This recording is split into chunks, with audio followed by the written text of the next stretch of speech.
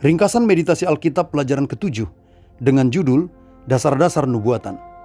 Sekali lagi saya katakan, tidak ada nubuat yang lebih penting dan yang lebih mulia di dalam Tanakh Ibrani atau kitab Perjanjian Lama selain nubuat tentang Mesias, yaitu kelahiran, kehidupan, kesengsaraan, dan kematiannya. Ya, hanya untuk mewujudkan semua itulah abdi Allah dan nabi Allah bernubuat.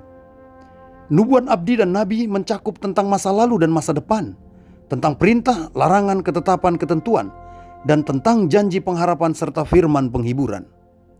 Selain daripada semua itu, maka segala yang tertulis di dalam kitab wasiat lama hanyalah dekorasi, tapi panggung utamanya adalah Sang Mesias. Dan perkara yang paling penting untuk diketahui orang Kristen adalah bahwa semua nubuatan yang tertulis dalam Tanakh Ibrani sudah berakhir dan digenapi pada kematian Yesus Kristus di kayu salib. Jadi, nubuat sudah berakhir, pengetahuan sudah lenyap, dan pengharapan sudah terwujud. Sang kasih karunia telah menyelesaikan tugas penebusannya, dan pemeliharaan oleh Roh-Nya terus berlanjut, tak berkesudahan. Roh kebenaran yaitu Roh Kristus inilah yang masih menjadi pelabuhan iman dan pengharapan manusia sampai manusia dikembalikan pada hakikatnya yang semula, yaitu ke dalam sesuatu yang tidak dapat binasa, yang tidak fana, yang bukan darah dan daging, melainkan ke dalam entitas roh.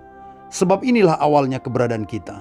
Inilah citra atau cahaya Allah yang telah redup dan hampir padam. Inilah pakaian kemuliaan. Bacalah Mazmur 104 ayat 1 dan 2, 1 Timotius 6 ayat 16, Kejadian 1 ayat 26, dan 1 Korintus 15 ayat 50-56. Itu sebabnya Yesus Kristus meninggalkan produknya, yaitu rohnya atau nafasnya. Itulah pemberian cuma-cuma sebagai kasih karunia-Nya. Pertama, ketika ia meregang nyawa di kayu salib, ia menarik nafasnya atau rohnya, inhale. Lukas 23:46, Yohanes 19 ayat 30. Kedua, ketika ia masuk ke ruang yang terkunci menemui murid-muridnya, ia juga meniupkan nafasnya atau rohnya, exhale. Yohanes 20 ayat 22 dan 23. Ketiga, ketika menggenapi janji kehadiran Roh Kudus-Nya di Yerusalem di hari Pentakosta, Roh Kudus turun dalam tiupan angin dan lidah api, celebration.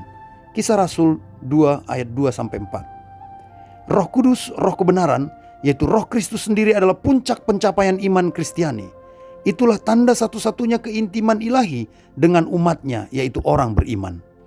Roh Kristus akan menginsafkan dunia akan dosa dan keinginan daging, serta membuat benih iman bertumbuh dan berbuah dalam kelimpahan. Yohanes 16 ayat 8, Galatia 5 ayat 22-23. Hidup dalam Roh Kristus adalah perjalanan lanjutan umat tebusan. Inilah hikayat perjanjian baru, kisah kasih karunia. Untuk memahami semua ini lebih luas dan lebih dalam, mari nikmati podcast Meditasi Alkitab pada hari Kamis depan bersama Pendeta Manuntun Hutasoid dan Bapak Yoni Prasetya Tomo.